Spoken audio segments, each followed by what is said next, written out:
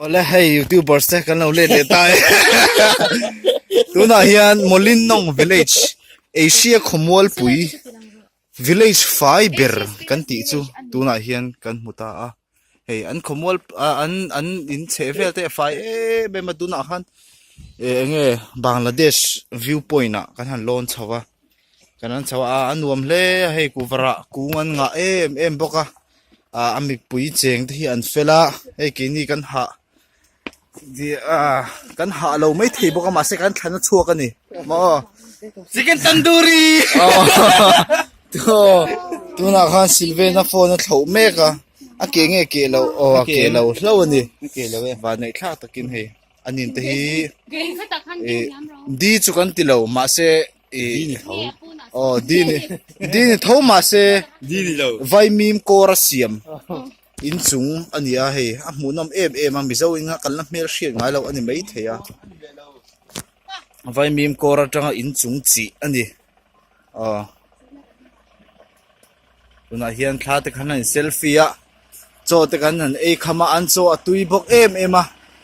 an cho me de mi zo ne na danglam na a om vak lova henga hian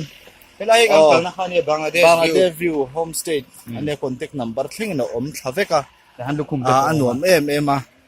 he ta hian kongsi ra hian dor te anan nei feng fung he thil chi sang te an zuara heng thil nal tak te tom takin an zuara ni ti kha se te oma he ta hian taxi te oma he lakan huang hian he lampanga hian tuna hian tha kan han lale me kani tha kan han la dona ke po kan han in post venga cameraman hian mila sekin cameraman kan la ve thunga one Darjeeling ko yan. katel ve gulom Darjeeling cheese more. Freestyle ro. tuna hian min lak saktu hi LP len nun puya lpm hel si zo lungsen khwa ani a lungsen ni kan la mer hriat vak lo mi zo te hian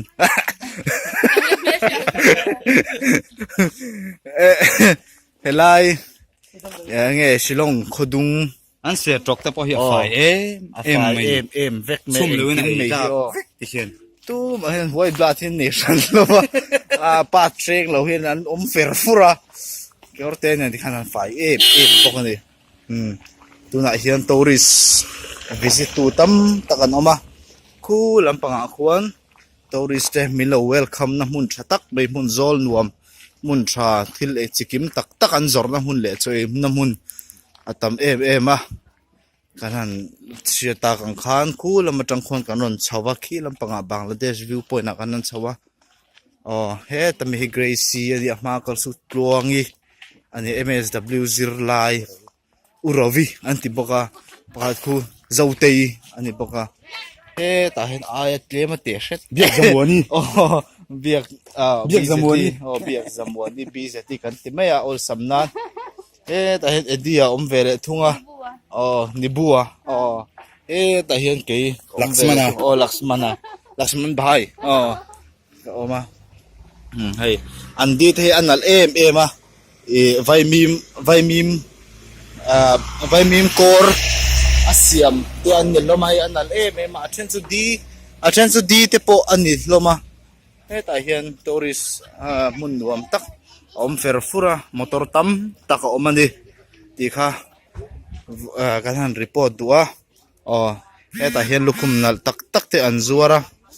Shillong hi mun nuam tak ani a borok hi atheng thunuam em a kholum lutuk kan tiang hi om velawam aizol ai tlemin avot deuh hleka e hi mi zo than mi ini